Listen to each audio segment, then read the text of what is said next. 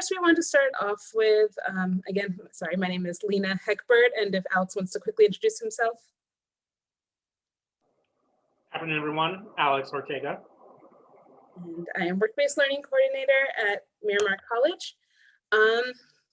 So first we just kind of wanted to provide an overview. This is kind of a shortened version of a SWOT analysis, but just sort of looking at our strengths, looking at challenge areas or growth areas / opportunities as we move forward, and then looking ahead to 2021, especially this year obviously was unexpected for a lot of us, but yeah, kind of talking about some of the ways that we might pivot looking forward.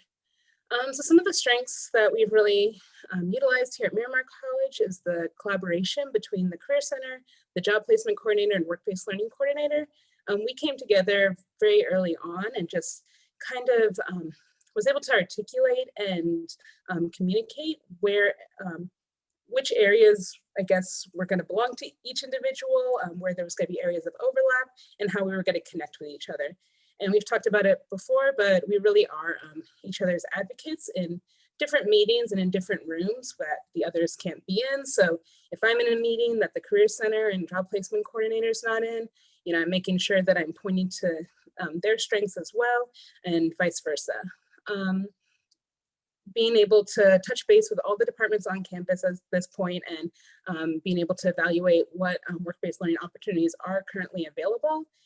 And then we've also been able to assist in incorporating either work-based learning, career development resources, or soft skills development within the majority of the departments on campus. So some of the departments have been more receptive to career development resources as opposed to full developed work-based learning opportunities.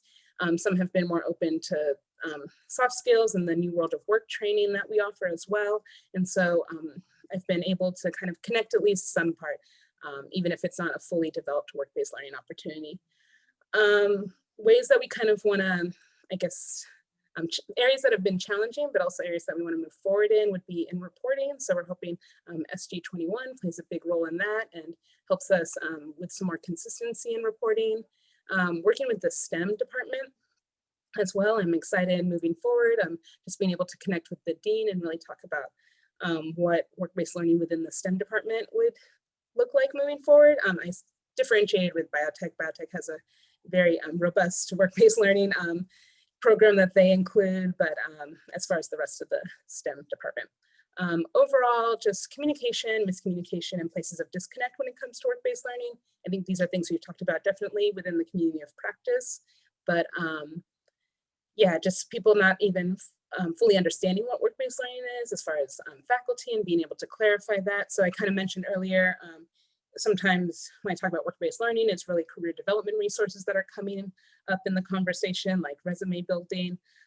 But moving forward, I think we've been able to connect with Kevin and talk a little bit more. Kevin and Chris have been helpful and being able to talk more about what would be helpful moving forward and how to overcome some of those barriers. And then soft skills development as well. I was hoping New World of Work would have taken off a lot bigger than it has at this point, honestly, but we still have the resources, we still have it, and it's still something that we utilize. And I'm just hoping that's something that faculty continue to utilize and understands the resource that's there. And then looking ahead at 2021, kind of wanting to really utilize the work-based learning continuum as a place of conversation and talk about, for instance, which work-based learning opportunity would be right for your course, or even on an individual level. So there's really this understanding of the continuum. Where do those A-level opportunities fall into place in the student's college career? Where do those C-level opportunities and everything in between, and why is the continuum important? I was looking at Alex's job placement intake form and wanting to create something similar for internships, and then also wanting to have really a lot more collaboration. And I'm excited for next year, and there's been a lot more talk for the departments who have been doing a lot of the work-based learning already, really wanting to expand this and wanting to collaborate and just optimize resources as they continue to develop work-based learning opportunities within their own department. Next slide, please. All right, so this is MAP where there's student request for work-based learning opportunity. If a student's referral or is requesting a work-based learning opportunity, most likely they were referred to my office either from the job placement coordinator, the career center, or a faculty member. I kind of use this key at the bottom to kind of differentiate the data point collection. So in our maps, we use the star to indicate when data was going to be collected. And then I also, because I mentioned our collaboration between the job placement coordinator, career center, and work-based learning coordinator is really one of our strengths and something that we really utilize. I use the triangle to kind of describe where the communication is happening. And so a lot of times students are referred to me either by job placement coordinator or career center. Then I am assessing, so are we looking at exploration, preparation, or training? You know, where in the continuum are we looking? And do I have something in place or am I building something new? So I have a database of opportunities I've already collected and worked on and know are available. Along that though, you know, especially obviously this year, just that second piece I'm asking is how has remote learning affected these available opportunities? So for instance, a big one that I know a lot of our students are missing out on are allied health majors and the fact that they're really no longer able to volunteer in the hospital setting. That was something a lot of like allied health majors really took advantage of. It's really where we referred students as an opportunity to get to know different aspects of the hospital and healthcare profession. And just obviously right now, we can't have extra bodies in the hospitals. And so that's not an opportunity that's really available. But we've been able to do other events around allied health this semester. Next, an opportunity is selected. So I'm the one who's kind of, because I also work in the career center, a lot of times I'm doing a lot of the preparation. So for instance, if a student is going to be doing an informational interview, I'm the one who's helping them develop their resume or either developing their resume or like if they're sending out a professional email or wanting to even practice their informational interview before they're in front of a professional. I do a lot of that. Sometimes I might refer them to the Career Center if it's something specific or I know there's an upcoming workshop that would really be helpful, but a lot of times I'm doing that and then always looking for opportunities to either expand or invite others along. So for instance, I had a few students this semester who were interested in doing informational interviews with in engineering. And so instead of just doing a one-on-one informational interview, it was kind of like a group setting a little bit. So it was just two of them and then the aerospace engineer. But they were both able to do that together and then still were the ones like kind of taking the lead as far as asking questions along the way and developing those skills like you would develop through an informational interview. But again, I was able to kind of optimize time and invite another student along instead of just focusing on one individual student. And then at the end, I assessed the opportunity. So what was the student's original goal? If they were wanting, so for instance, with the aerospace engineer, the student was really, I'm trying to decide between aerospace engineering and mechanical engineering and wanted to know some of the differences. So was that goal met? Does the student have a better idea of differences, have a clear path, able to now move forward successfully in one of those? He did choose aerospace engineering. And so assessing the opportunity, if they're referred to me by the job placement coordinator, making sure I'm definitely bringing them back around to Alex and connecting them through email and possibly also in that assessment, there might be times where I'm wondering if another work-based learning opportunity would be appropriate. So for instance, after the student completed the informational interview, there was some other scholarship and internship opportunities I was able to pass along as well. And then a lot of times I'm also following up with faculty. So our bigger vision is that work-based learning really becomes part of curriculum and is embedded in the courses.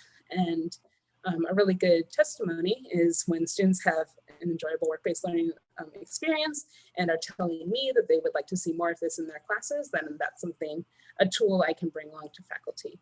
So sometimes it's also like usually asking the students permission and then asking for like formal quotes or testimonies from the students.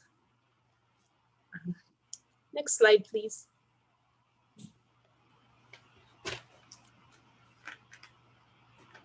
All right, and then like I said before, faculty request is really where I envision the majority of work-based learning happening, and hope there's a time where work-based learning is happening just as a part of coursework. But so starting with faculty request is a lot of times just starting with the power of influence or word of mouth. For instance, we started these kind of panel discussions that we would have, but it was a combination between the Transfer Center and work-based learning. And so the Transfer Center would come and talk about different transfer opportunities within the department. So for instance, we did one with anthropology earlier this year. And then after that, the Transfer Center would also have resources as far as transferring from 2-year to 4 years in anthropology or some of the other related 4-year degrees. A lot of faculty that like caught their attention, and other departments started seeing that and wanting that. Like I said, we actually started with nutrition, and then after we did it with nutrition, a lot of other faculty from different departments started requesting those. So that's kind of just where I've started a lot of, and rely heavily on just showing examples, and then hoping it catches people's attention, and then people at the very least are also able just to see what that looks like. I've attended department meetings recently, or this semester, guided pathways meetings, as well as our general equity dialogue have also been really powerful. I think work-based learning is equity work, and so as we're having those conversations, it's a really good segue and has actually opened up a lot of doors as well. You know, as faculty are talking about how can we, you know, make adjustments in our courses, or what can we bring into our courses to make sure students are receiving, all students are learning and being able to also see themselves in these majors and in this course. And that's usually an entry point to discussion about work-based learning. And then also partnering with job placement coordinator and career center when appropriate. So for instance, with the career center, they had an internship fair that they were doing, but you know, they really wanted this to be specific, and really wanting it to be an opportunity for students to prepare for on-site interviews. So we actually, through the work-based learning office, we help also prepare them for mock interviews at the same time. So before they actually participated in the internship fair, they had to go through these mock interviews. And then next is kind of assessing work-based learning opportunity that'd be appropriate from faculty requesting, while empowering them at the same time. So same thing as I mentioned with the student, I'm looking at the continuum. What is the faculty want? Are we exploration? Are they want to do something more along the lines of preparation or training? And also having to do with what course level they're teaching. If it's mostly first years, fall semester, then it's probably going to be along exploration. If this is a course that most students take while they're already in their major, then we're probably looking at maybe preparation and training. Also, is there a problem I can solve, or is there room for collaboration, is also a question I'm also asking along the way. And again, how has remote learning affected these available opportunities? So this semester, I knew one of the anthropology professors actually usually takes a field trip to the zoo, and I knew obviously that wasn't happening this semester, but I asked her, you know, if she still would be interested in virtually talking to a zookeeper. And so we were able to arrange for someone to come, and it was actually someone who specializes in chimpanzees, a veterinarian who specializes in chimpanzees, was able to talk to her class. And it was a big highlight for her as well as for her students. And so, yeah. And then after that, we're looking at the work-based learning opportunity that's selected. I've kind of taken this model from, so nurses call this the teach back model.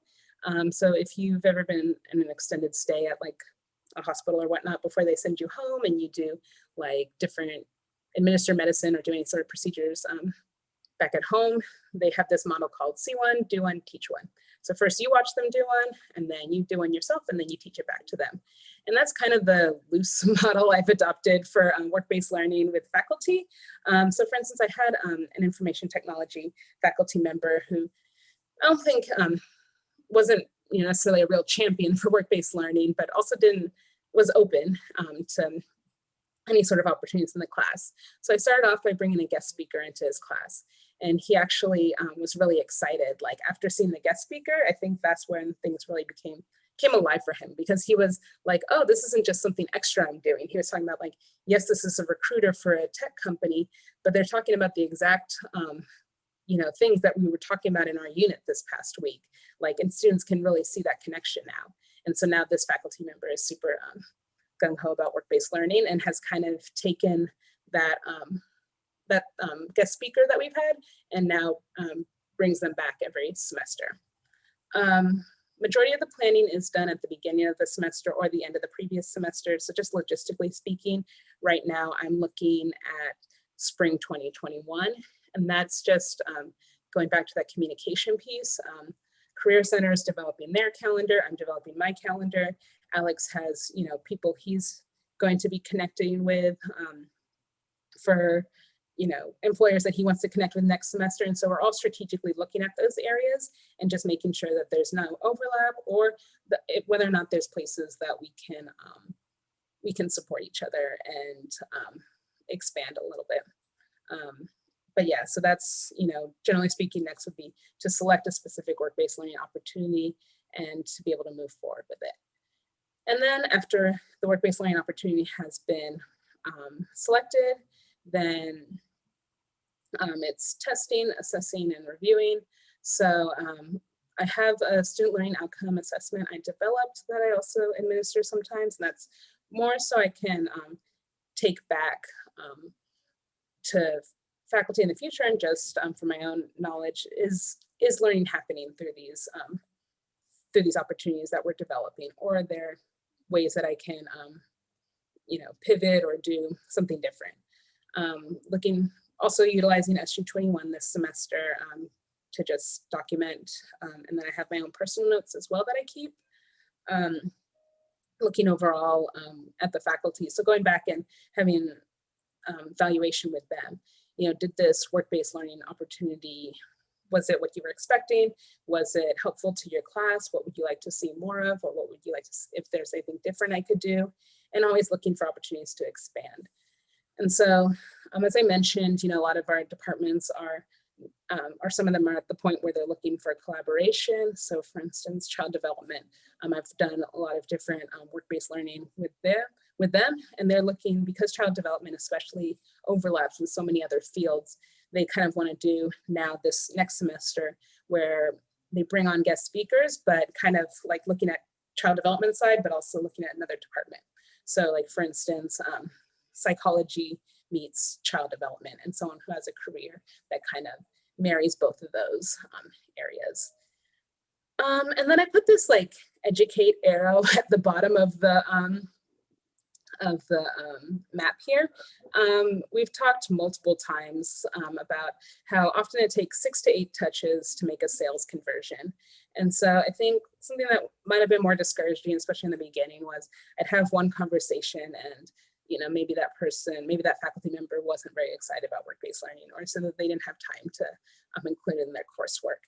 But I found as I continue to just either talk about it in different contexts or discuss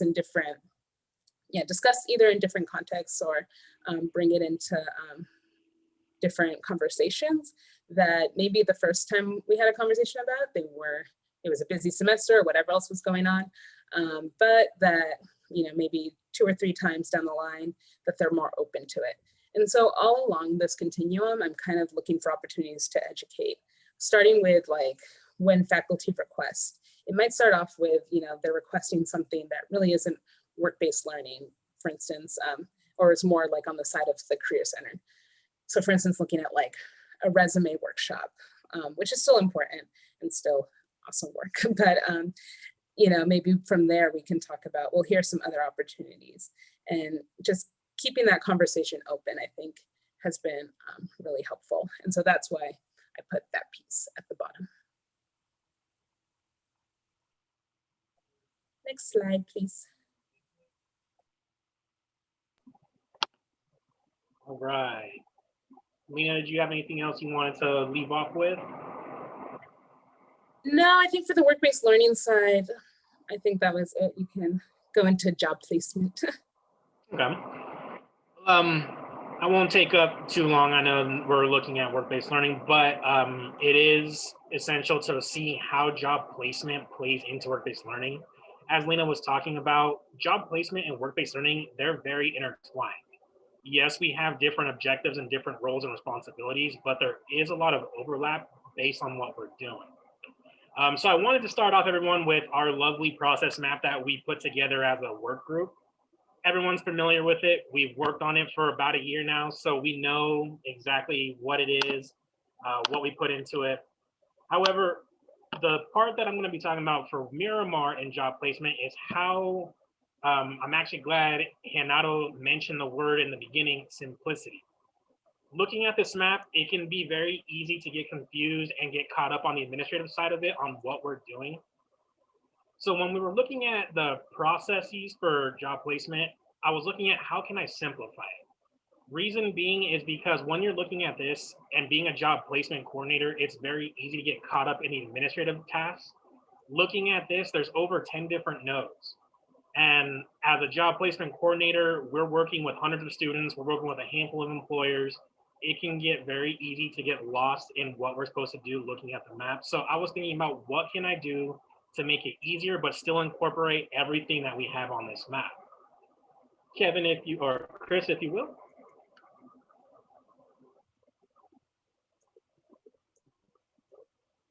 What I was doing at Miramar is simplified it. Looking at what am I doing with students? What am I doing with employers? And then like Lena talked about earlier, when Lena, myself, and the Career Center came together, what can I do for job placement that makes it easy for me for my own personal job placement process? So I pretty much put it down into 4 different categories that still incorporates the entire map. Looking at the first step, when I receive a student, it can come from a variety of resources. Faculty lately have been great in sending me students. I have to thank the COVID for that because I have been hearing that students have been asking faculty for opportunities, so faculty have been mentioning my name. Lena also does a good job, so work-based learning, referring students to me. And then my third resource for pulling students is looking at our own database, College Central Network. Students are registered on there. If I'm low in students for a certain major or I have an opportunity that comes up, I can use College Central Network to find students. Granted, that's not all the students in the program, but it at least gives me a start. So looking at our map here at the top, the first 3 nodes, that is number 1. Whether it's coming from work-based learning coordinator, faculty, or the database, I'm receiving a student to come to my case study. Going into the second step, that's where Lena was talking about the intake form that I created, and that's where I'm assessing their level of readiness. The intake form does have questions aimed at me determining, are you truly ready to find an entry-level job? And it can be simple questions such as, do you have a current up-to-date resume? Do you have reliable transportation? What's your commute range? Do you have any prior experience related to your major? Do you have any other educational certifications related to your major? Do you have any barriers to employment? All of those questions help me determine whether that student is ready. And depending on what they're marking on that assessment form, that tells me which way they're gonna go. So if I go into step 3, if they are ready, I'm tracking that student from beginning until they tell me they got their, or they started their job. Prior to COVID, it was always done by email and phone. Phone was usually my preferred because it was quick to give a phone call and just get an update. Email, I know sometimes students don't check until late at night when I've already gone home for the day. But I'm tracking them from when I officially pull them under my caseload, when I refer them a job, when they go for an interview, when they get offered the position, until they start that job. They do not get let out of that process because I need to know, did they get employment? Because if they didn't, then they're still on my caseload. Now, going back to the assessment, if I do deem them ready, that's documented in CCN. CCN right now, I feel, is the best way for myself to keep track of that data, because not only do I have access, Lena also has access, and so does our Career Center coordinator. We all have the administrative login where we can pull up a student and we can view those case notes. So if they see a case note from me that says they've met with me and they're good to go, they now know that they're under my case. When they're ready and they are going through the process, I'm putting data in CCN. So I'm putting in there, they got an interview with Qualcomm. I'm putting in there, they were offered the position with Qualcomm for this job, starting on this date, making this much. And then of course, for CCN, they have the option as well to input employment data. So for me, once I know they got employment, that goes in a separate section. So looking at section 3 alone, I just want to point to that.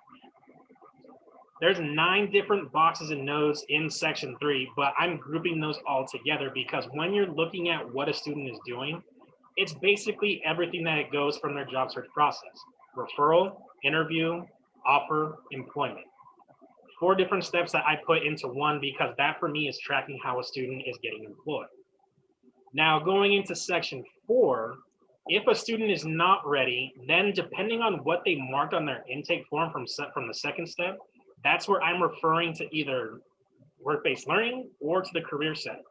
If they're telling me that they don't have a resume or an up-to-date resume, or that their interview skills are a little bit off and that's what's preventing them from getting a job, that's my referral to the Career Center to get that job ready, or to get the job readiness aspect taken care of. If they're telling me that they have all that, but they're missing one skill to get an entry-level job, that's going to trigger me to refer to Lena to help get some work-based learning activity done. But either way, I'm referring to one of our other 2 resources, and they're going to come back to me at a later point. So for number 4, if I'm referring to Lena, they have a work-based learning activity done, Lena's referring them back to me. Now it goes back to the second step. I'm reassessing their level of readiness. Since I have that information documented in CCN, I can always pull up again, what was it that I referred them to Lena for? Now I'm making sure I'm doing my due diligence, working with that student and saying, okay, I referred you to Lena because you needed to do an internship. It's done, you have it completed. Now we're gonna move on to section 3. We're gonna start looking for a job for you. When it comes to talking to other aspects, so if Lena referred me a student, of course, when a student gets employment, we're excited. Now, job placement coordinators, that's our ultimate goal, that's our job, get students employment. So I want to tell Lena about that. So when it comes to do any other staff need to be notified, I think it's more of one of those lines where it's just second nature. When someone refers us a student, we want to tell them they got a job because they referred us for employment. We want to tell them it was successful. They got a job in their field. This is the start of their career. The running joke is hopefully I never hear from them again because they got a job in their field and they're just going to excel from there. So going back to my whole thing about simplicity, it's all about how can we make it easy for us on our own campus. For me at Miramar, this is how I did it. It was taking a look at our process map that we created and just saying, how can I group them so that when I'm working my role and working with students and employers, I just know now what am I supposed to do at this next step. Looking at the maps, I know for some it could be a little bit overwhelming because we have so much information. How can I simplify it? This is how I did it at Miramar, and like Lena was talking about, it's all about communication. Looking at the first step and the 4th step, how am I communicating with Lena for work-based learning and our Career Center? If we have a drop in communication, then that's where problems arise. That's where students can get lost in the gaps because if I'm not communicating with Lena about referring a student back, that student just fell through and now they get a little bit frustrated because they didn't hear from either myself or Lena. Did anyone have any questions so far about how I put them in 4 different stages?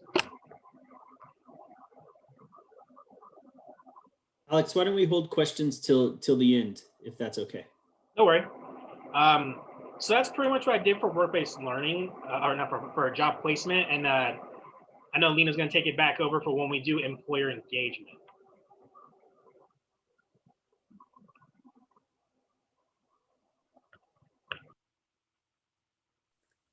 I'm feeling a little bit more confident in my bandwidth abilities. So hopefully I don't cut out. But if I do start, please let me know and I'll turn my camera back off.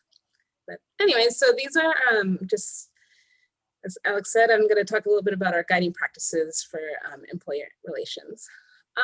So whether or not an employer reaches out to us or we reach out to them, you know, either way, we're communicating with each other and want to make sure that we're, I guess, following certain principles at Miramar College that, and similar to the ones that we discussed just in our community practice and work group. So a lot of us, you know, that first contact is either coming from, maybe it's a personal contact. So Alex, myself, Mona Patel and the Career Center all have, you know, our personal contacts that we've been able to network with. Now that we have NEPRIS, using that has actually been helpful because that's a centralized database that we can connect with, and it's professionals who specifically are looking at work-based learning opportunities. I know I say employers a lot, even though I work on the work-based learning side, but really what I'm talking about is just professionals in general. Intentional networking. So this is a big piece where we're probably communicating the most. So Alex, you know, might look ahead at the next semester. Here's some specific, in his case, employers I want to connect with and possibly bring on campus. And then he's also looking out, you know, if he's the one connecting with them, then he's looking out if there's work-based learning opportunities and vice versa. And then previous events / established contacts again. The Career Center was on our campus before Alex and I were in our roles. And so they especially have like a database of people they've already connected with. So a lot of us is Alex and myself checking in with the Career Center. Is this someone that Miramar already has a contact with? And then assessing the relationship. So as I mentioned, is there already a contact on campus, and trying our best, not just with the Career Center, but also with other faculty, and are there additional opportunities?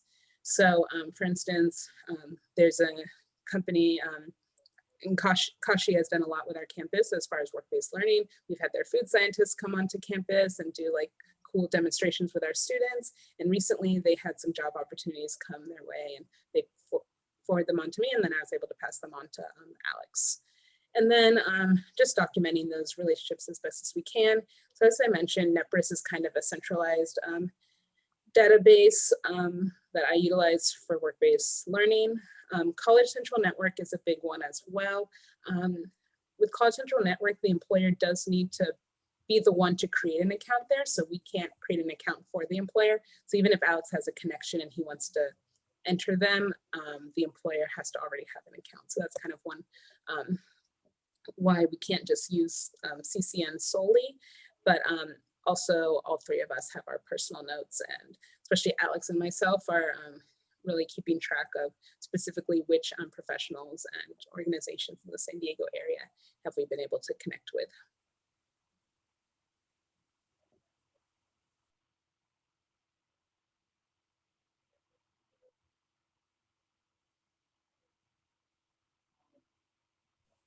That's it. Great. And I see your thing in the chat, Genesis. I'm gonna upload a rough draft that I created just because I don't want to put if I put the SurveyMonkey links in, then I think you have to go through and fill it out, and then that information is going to show like on our database that someone's trying to fill out the SurveyMonkey. But so just know this was a little bit of a rough draft, but it gets you an idea of the kind of questions I'm asking. Thank you so much, Lena. Great. So thank you, Lena and Alex. Questions, comments, feedback?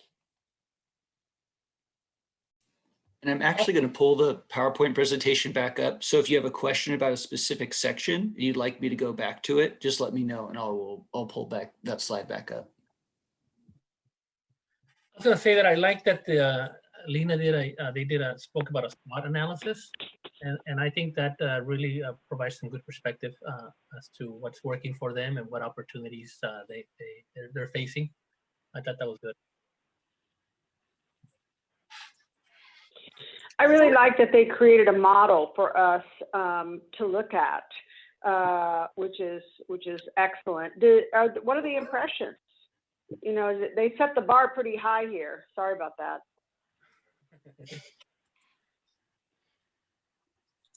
Anybody?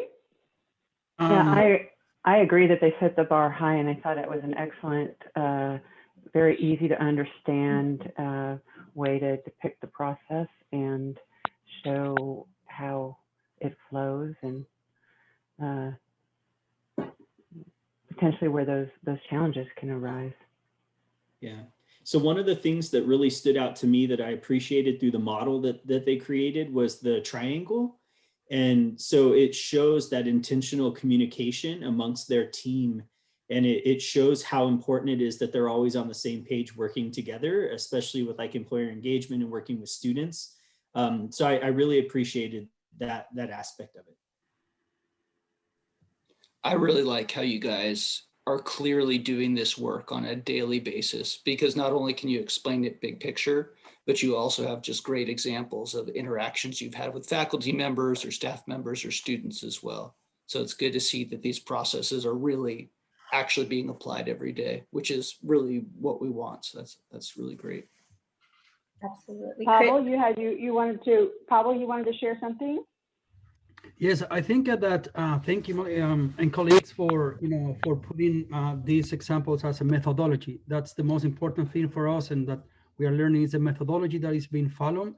And of course, not all the colleges will have similar structure, and that's ideally should be some like this, and bringing that first case management approach, which is the most valuable thing I see here in Lena and Alex's presentation, is how they are keeping that constantly case management approach and coaching approach for the assignment. And I agree. This example is really, it's going to be really hard to compete with, but I honestly appreciate that they put it that they gave us this opportunity to reflect on what we are doing, because we already have our processes maps in place, which is something good, with the structure and the hows and when and all the steps to follow. So just a matter of putting it together. So thank you so much. I just wanted to share that I really enjoyed the different levels of the information. I remember, I guess it was last month when Molly and Kevin were kind of talking about this activity, and for those who may not be pursuing the next round of funding, how important it is just to be able to practice talking about your process. And obviously there's different levels of what you would say to different audiences, and today our audience wants to know a lot of the details, which is helpful, and you definitely covered them based on that rubric. But I also really, I think you did a nice job of letting us see how you can summarize at a high level. I think about just the way, Alex, you sort of broke out the 4 buckets, and then even just these key methodologies, as Pavel mentioned, of, the assessment of it, sort of that case management approach and sort of your key questions that you're asking. That's all very digestible. And, thinking about an external audience, an employer audience, of just like, if someone, a president, anyone wanted to know, like, well, how are you guys doing this? I can really see how you would easily summarize this process to just a couple key bullets. And it really has to do with that internal communication, the connection of job placement, work-based learning, career center, and this assessment approach, and then those buckets and everything. And I just sort of thought that was nice to be able to see that and get some of the weeds at the same time, right? Because as practitioners, we want to know actually, how are you doing this? But it was nice to see both levels. So I just really appreciated that. And I know as practitioners, we can get stuck in those weeds and it can be very hard to summarize. So it's just a good example of moving towards being able to go up and down that ladder of abstraction, how helpful that can be.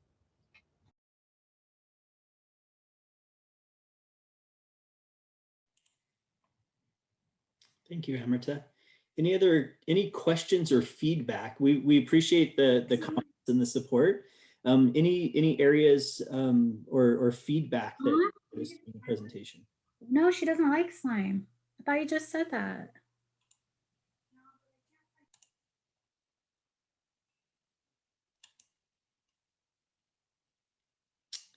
Okay. Well, obviously we can add more comments and questions and so forth to the notes. or to the chat. So please plan on doing that. Lena or Alex, any parting words based on the feedback that that you've received?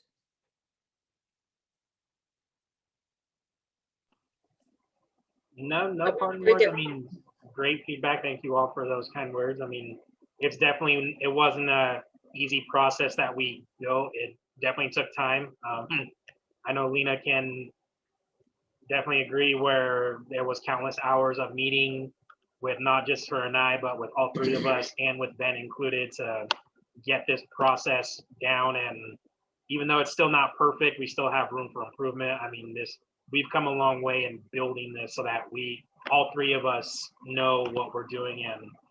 And if we know what we're doing, the student is benefiting from that. Great. Thank you, Alex. Lena, any parting words before we transition in the agenda? Just gonna say I prepared for harder questions.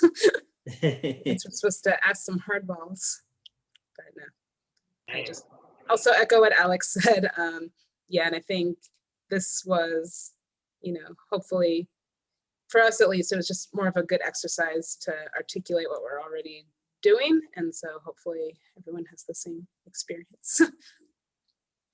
Yeah, I think the hard questions are one of the hard questions we probably couldn't answer today in this discussion, but how does this become institutionalized, right? So you've established some wonderful processes. And so I think now it's the next step of like, how do we make this something that's lasting beyond regional funding or beyond whatever the college could contribute? How do we make this last beyond, right? And how do we support our faculty, for example, with work-based learning and teach them to do this even beyond us being here to support them, right? Before we transition, it looks like Vanessa raised her hand. Yeah, I just have a comment. Great presentation. I was taking a lot of notes here for our group to take back. And one of the questions that I had was like, you mentioned a lot of great opportunities and wishful opportunities for the future. Is there, I know Alex had mentioned something about some of the challenges that you face, especially during COVID and how you transition those. Is there any additional challenges that you foresee, especially during this COVID period or maybe in the future, that you will at some point create an opportunity or turn into an opportunity?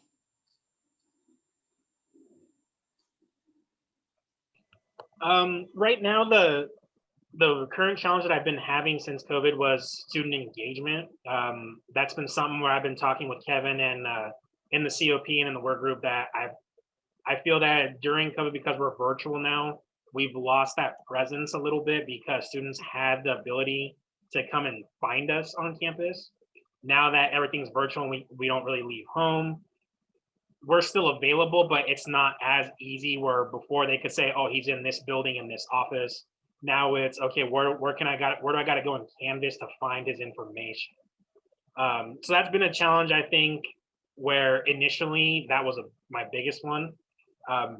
Recently, faculty have been really, really great in helping me out. That's where my biggest goal was, how can I get all of faculty on board with sending students my way? And when I was talking about the process map initially in the presentation, I believe that's where students are now not forcing them, but kind of getting the faculty to remember like, oh, we do have a job placement coordinator. This student's asking me for opportunities because they either lost their job or they were laid off or they were fired. We have a job placement coordinator. Here's his information, reach out to him. So in the past 2 months, I've been seeing an influx of students coming in, which is great. I love being busy. So now it's 4 or 5 appointments a day when I was getting maybe 4 or 5 appointments a week. So now it's really starting to pick up. And I would probably say a challenge still is accountability. I can't go flag them down on campus. I can't go to their class. It's more of I can only send an email now. So now it's about the accountability of here's an opportunity. I need to get a response from you ASAP. Please check the email and communication. That's probably my 2 biggest challenges where hopefully it'll get rectified soon. Thanks, Alex. Amrita, you had your hand raised? Oh yeah, I was thinking about, you know, again, like how awesome this presentation was, but thinking about like, you know, the common challenges and, you know, some of the comments about how, oh, you know, hard bar to meet and the differences at every institution. And I was just sort of thinking how, you know, even though our contexts are really different within each system or institution, some of those challenges or opportunities and then planning next steps are really, we have very much in common when it comes to, as Kevin pointed out, like how do you ensure that this is really institutionalized, and how do you work with faculty in a really deep, meaningful way within their programs and really strengthen those the processes. And I was thinking about you know, as part of these presentations, and I apologize because I didn't take a look at the rubric really carefully, but as a listener, thinking about how we could flag those common challenges and really think about you know, follow-up discussions to build out, you know, not only all the stuff that's working, but really say, okay, across these presentations, these were commonalities that there's opportunity to work on, even if our systems look really different. And I think that's always an important element. So even if you have a totally different model than Miramar, you're probably going to have very similar challenges, right? And it's just how we address them, I think can be really helpful. And I asked to go back to this slide because I was like, I remember that they had opportunities or challenges. I was like, what were they again? Because I lost sight of them after all the great graphics. I was like left on such a high note. But obviously every group does have those challenges, and you know, something to think about and how we share and address regionally. Totally agree. Thank you, Amrita. I think if we were to look at these opportunities, it's probably consistent on every campus, right? And if we had the challenges section, it'd probably be similar or the same. So thank you.